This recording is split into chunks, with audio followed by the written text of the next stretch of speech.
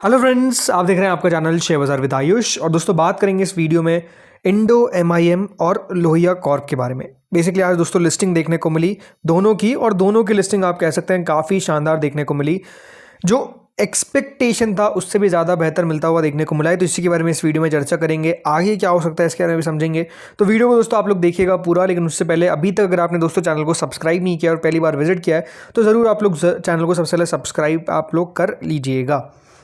तो friends Indo MIM से शुरू करते हैं, क्योंकि आज कह सकते हैं अगर स्टार ऑफ द डे कोई रहा तो वो इंडो एमआईएम रहा। बिकॉज जिस प्रकार की दोस्तों लिस्टिंग होती हुई देखने को मिली है, एंड लिस्टिंग के बाद जो और तगड़ा मूव आता हुआ देखने को मिला है वो अपने आप में फिनोमिनल था।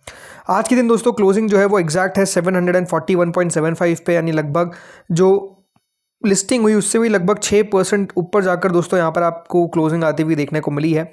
700 पे दोस्तों ये लिस्ट होता है, और ओवरऑल अगर आप टोटल आज का लिस्टिंग ये निकालते हैं तो वो है 260 रुपये का, विच इज़ 53.61%। तो आप सोचिए एक दिन के अंदर अगर आपका 50% पैसा बनता हुआ देखने को मिलता है तो वो कितना ज़्यादा शानदार है। मतलब इससे ज़्यादा क्या ही कोई एक्सपेक्ट कर सकता है कि एक दिन में मुझे क्या मिल जाएगा। तो एग्जैक्टली आज का दिन जैसा मैंने कहा वैसे रहता हुआ देखने को मिला, जहाँ पर आप कह सकते हैं तगड़े पैसे जो है वो निवेशकों के बनते हुए देखने को मिले हैं। आज के दिन दोस्तों इंटरेस्टिंग बात क्या है कि वॉल्यूम काफ़ी अच्छी देखने को मिली, और at the end of the day भी आप नोटिस करिए जो ऑर्डर बुक है उसमें आपको बायर साइड पर ऑर्डर दिख रहे हैं 1,82,707। इसका मतलब ये कि अभी भी दोस्तों बाइंग को लेकर ज़्यादा आपको रुख देखने को मिल रहा है, ना कि सेलिंग को लेकर। क्योंकि 745 पे शेयर जरूर 330 पे बंद हुआ, बट जो एडजस्टेड क्लोजिंग प्राइस आई वो 741.75 पर आई, और वहाँ पर आप देख सकते हैं इतने ऑर्डर्स आपको पेंडिंग देखने को मिलते हैं। सो आज के दिन वॉल्यूम भी अच्छा आता हुआ देखने को मिला, और वॉल्यूम मेजरली जैसे मैंने कहा आपको बायर साइड देखने को मिलता है। बायर साइड का मतलब ये कि दोस्तों बाइंग ज़्यादा देखने को मिली, लगभग 727 लाख शेयर आज के दिन आपको ट्रेड होते हुए देखने को मिले। डिलीवरेबल क्वांटिटी जो है वो लगभग 61% है। मतलब आप सोचिए कि जितना भी आज वॉल्यूम होता हुआ देखने को मिला है उसका 61% आपको डिलीवरी के तौर पर लोग ले आते हुए देखने को मिले। तो ये भी अपने आप में एक पॉजिटिव साइन है कि डिलीवरेबल क्वांटिटी ज़्यादा आपको देखने को मिल रही है out of the tradable quantity. Okay, इन जितने ट्रेड हुए उसमें से इतने डिलीवरी में चले गए। सो अब यहाँ पर सवाल क्या निकल कर आता है कि इसके आगे क्या होगा। बिकॉज जैसे मैंने कहा आज की जो लिस्टिंग हुई, राइट, जो 45% आपको लिस्टिंग देखने को मिली है, चाहे वो एनएससी हो या फिर बीएससी।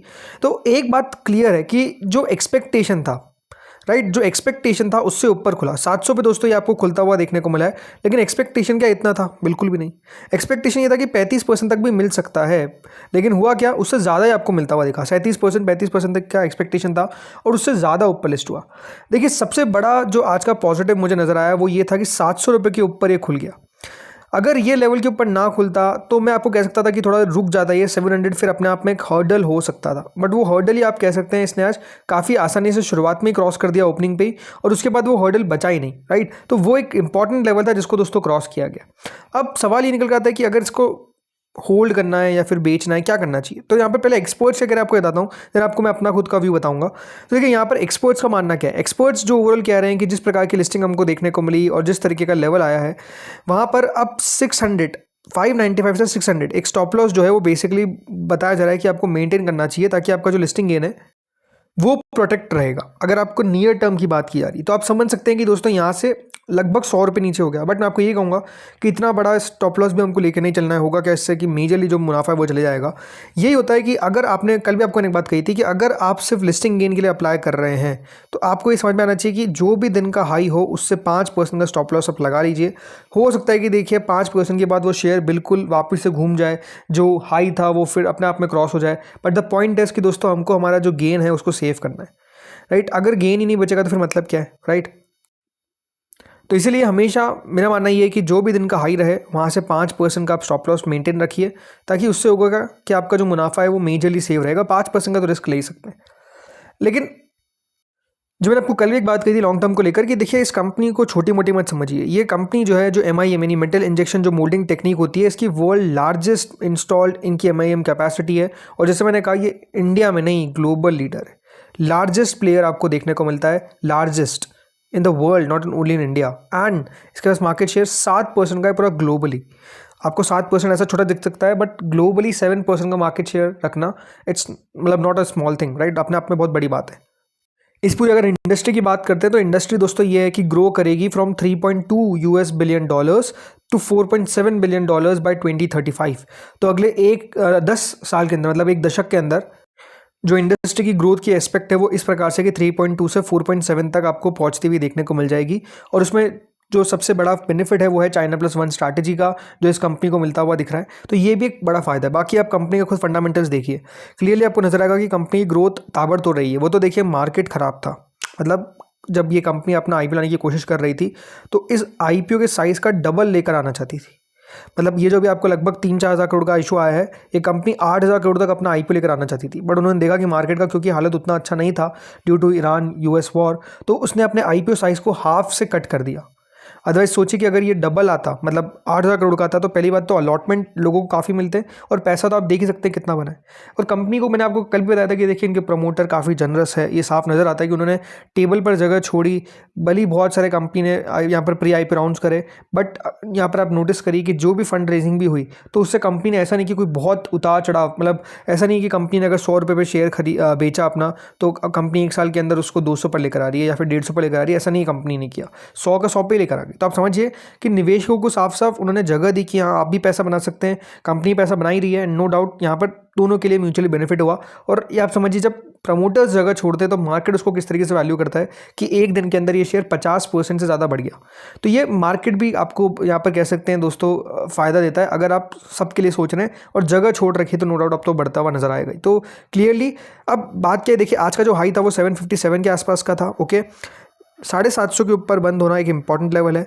700 अपने आप में बहुत क्रूशियल लेवल है नीचे में, अगर इसके नीचे जाएगा तो फिर पता नहीं कि कितना नीचे जा सकता है, बट अभी मेरे हिसाब से देखिए मोमेंटम काफ़ी तेज़ है। सो कल भी हो सकता है बढ़ता हुआ नजर आ जाए। आज इंपॉर्टेंट चीज़ हो सकती है कि यहाँ पर आपको कुछ बल्क डील्स देखने को मिले। बल्क डील का मतलब ये कि कुछ अच्छी फंड्स के नाम आपको आते हुए देखने को मिल सकते हैं, मोस्ट लाइकली नज़र आ जाएंगे। इसके अलावा देखिए सिंपल सी बात है कि थोड़ा सा वेट एंड वॉच करना है, जिनको नहीं मिला मैंने कल भी कहा था कि नए शेयर को खरीदने की जल्दबाजी हड़बड़ी नहीं करनी चाहिए, थोड़ा सा वेट एंड वॉच करिए, देखिए समझिए देन ला कर लीजिए, वो इंपॉर्टेंट। बाकी जो इसके अब फर्स्ट क्वार्टर के नंबर्स होंगे उसके ऊपर हमको नज़र रखनी है कि वो किस प्रकार के आते हैं। जल्द कंपनी अपने फर्स्ट क्वार्टर के नंबर्स भी रिपोर्ट करेगी। इसके अलावा दोस्तों आज जो जैसे मैंने कहा आप स्टार ऑफ द डे तो इंडो एमआईएम था, लेकिन कह सकते हैं कि लोहिया कॉर्प ने भी किसी को आज के दिन ये नहीं कह सकते कि निराश किया है, बल्कि ये कह सकता हूँ कि दोस्तों यहाँ पर निवेशकों को काफ़ी शानदार पैसा जो है वो बना कर दिया। लोहिया कॉर्प जो भी दोस्तों आज के दिन लिस्ट होता हुआ दिखा, और लिस्ट आप देखिए इस प्रकार का हुआ कि लगभग 16% का टोटल गेन आज के दिन बनता हुआ दिख गया। 493 लगभग 508 रुपये के आसपास का आज का हाई है, 461 का लो है जहां पर आपको ओपन होता हुआ दिखा, वहीं लो बन गया 425 का, याद रखिएगा आईपीओ का प्राइस बैंड था। सो नो डाउट शानदार आप कह सकते हैं लोहिया कॉर्प ने आज करके दिखाया, जिसने रिस्क लिया आज कह सकते हैं रिस्क का रिवॉर्ड जो है वो उनको मिलता हुआ दिख गया क्लियरली, इसमें कोई डाउट नहीं है। तो आज के दिन मतलब आज का दिन तो कह सकते हैं आईपीओ के निवेशकों के लिए था, बिकॉज यहाँ पर आप कह सकते हैं सब आईपीओ में पैसा बना, जो एक्स्ट्रानेट था वहाँ पर भी आप कह सकते हैं पैसा बनता हुआ देखने को मिला है। ऑब्वियस बात है उतना ज़्यादा नहीं बना, बट तीनों आईपीओ में कोई लॉस जो है वो निवेशकों को नहीं हुआ है। अब देखिए लोहिया कॉर्प को लेकर मैंने यही कह सकता हूँ कि ज़्यादा हमने इससे बातचीत नहीं करी थी, बट एक बात था कि हाँ कंपनी की वैल्यूएशन उतनी महंगी नहीं दिख रही थी।